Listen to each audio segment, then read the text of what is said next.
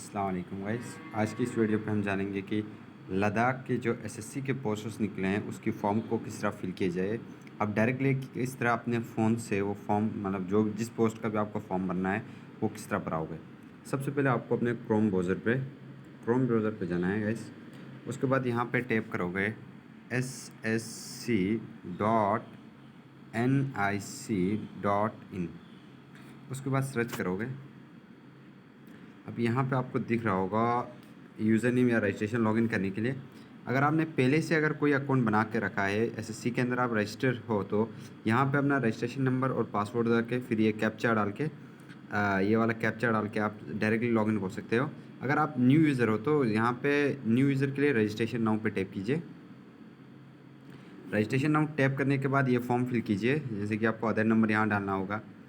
इसी तरह नेम को वापस वेरीफाई करना होगा आपको। फिर इसी तरीके से अगर आप पहले कहीं चेंज, बहुत सारे लोगों का इस तरह होता है कि नाम पहले कुछ और होता है फिर चेंज करते हैं। अगर वो चेंज किया है तो यहाँ पे वो नाम फादर नेम, फिर फादर नेम वेरीफाई करोगे आप, मदर नेम। इसी तरीके से पूरी डिटेल इस फॉर्म के पूरे फिल करने के बाद अब यहाँ पे सेव करोगे। उसके बाद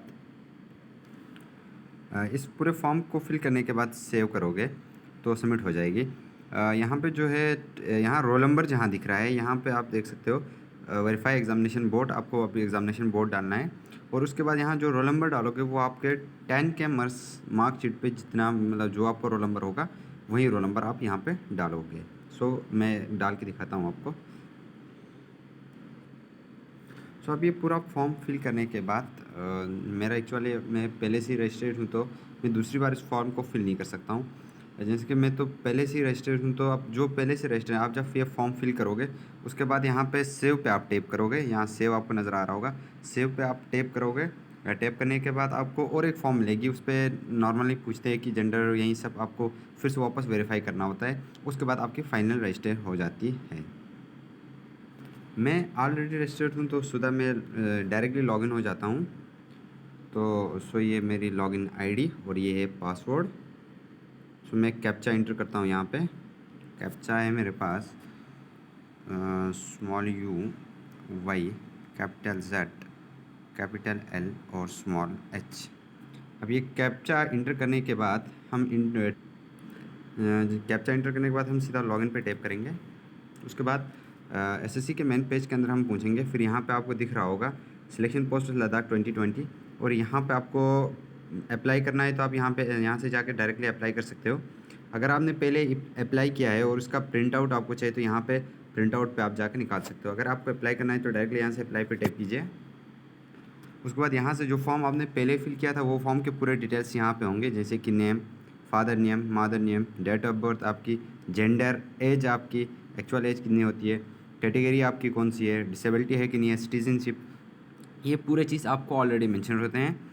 उसके बाद आपको यहाँ पे सीरियल नंबर 15 पे देखिए region to which the post belongs. यहाँ पे आपको नॉर्मली टैप करने के बाद नॉर्थ वेस्टर्न सब रीजन्स आपके आ जाते हैं, इस पर टैप कीजिएगा।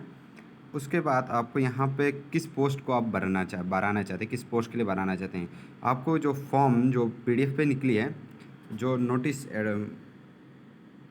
जो एडवर्टाइजमेंट नोटिस निकली थी वहाँ पे आपको पोस्ट कोड होगा, जैसे कि मैं आपको दिखाता हूँ। इस फॉर्म के हिसाब से आप देखिए ये जो है आपके पोस्ट कोड है। जैसे फॉर एग्जांपल अगर मुझे बनाना है जूनियर असिस्टेंट के लिए तो मैं पोस्ट कोड इस्तेमाल करूँगा NW22922। तो आप इस तरह डायरेक्टली क्या कर सकते हो, आप एसएससी किस फॉर्म पे जाके यहाँ पे कह रहा है कि select the posters according to the region. ये हो गया, हमने पहले से ही टाइप की। फॉर एग्जांपल आप यहाँ पे पोस्ट कोड डालना है। फॉर एग्जांपल अगर मुझे जूनियर असिस्टेंट के लिए बनना है तो मैं पोस्ट कोड 2211। जूनियर असिस्टेंट का हम कोड ढूंढते हैं NW22922, आई थिंक ये था, यही है। जो ही आप पोस्ट कोड डालोगे उसके बाद आपको यहाँ पे पोस्ट का नाम शो हो जाएगा और इसके लिए जो लेवल ऑफ पोस्टिंग मतलब लेवल जो पोस्ट के लिए जो क्वालिफिकेशन चाहिए वो आपको यहाँ शो हो जाएगी। तो यहाँ पे अगर आपको एलिजिबल हो तो यहाँ पे एलिजिबल